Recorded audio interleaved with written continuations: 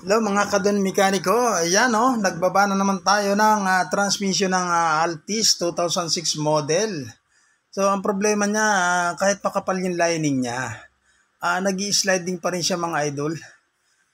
Kaya binaba namin to guys, nakita ko ang problema do sa kanyang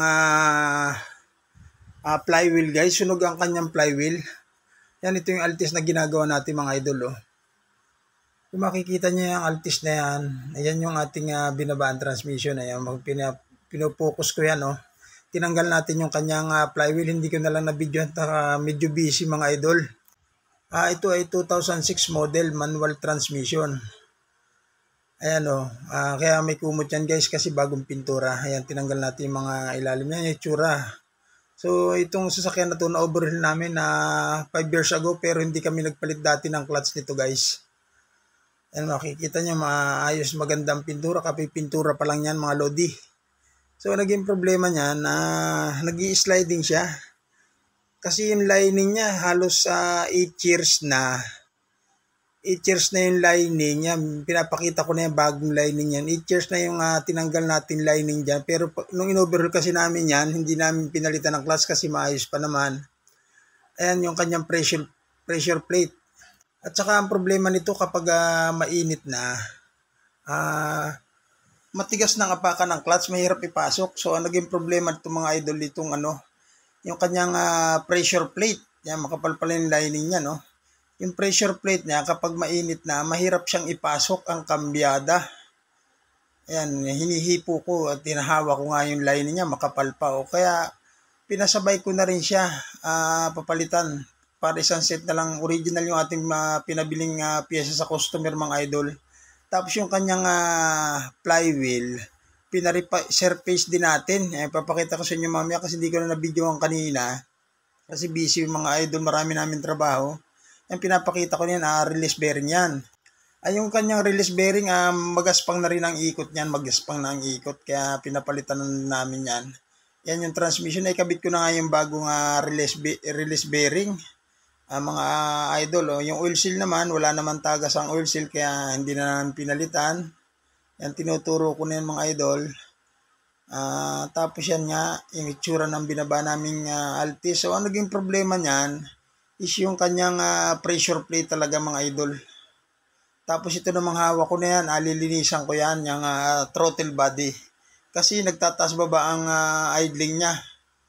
Taas baba ang idling, tapos minsan sinisinok mga idol. Yan, bago na yung support na natin yan. Bago na ang kanyang support. Ayan. So ngayon lang ako nag-voice over. Bira ako mag-voice over mga idol kasi nga medyo maingay doon sa shop kaya hindi masyado maintindihan yung sinasabi ko. Ayan mga kadon mekaniko, ayan, nililinis ko na nga ng carb cleaner itong kanyang throttle body. Yan, marumi rin kasi puro karbo na. Kaya pinasabay linisan kasi nagtatas baba ang kanyang RPM. Hindi siya stable kaya kung may experience yung ganyan, pwedeng panggalingan yung kanyang throttle body. Yan hawak ko, nililinis ko nga mga lodi. Itong kanyang throttle body. Ayun, hawak ko, yan ang position ko. Kung makikita nyo yung position ko dyan para kung nakakaang na kurat siya dyan. Yan. Yan, pinapakita ko sa inyo yung mga idol. Malinis na. Kasi may ibang klase talaga pag nililinis. Mas magandang nililinis. Gagamitan natin ng carb cleaner. Yan nililinis ko pa yung mga lodi. Yung ginagawa ko dyan. Medyo busy lang po ako. Hindi ko nakunan yung pagbaklas pa namin ng transmission. Ayan guys. Okay na yan. Sasalpak na lang natin yan dyan sa kanyang intake. Ayan. Makikita nyo malinis na po yan. Ayan.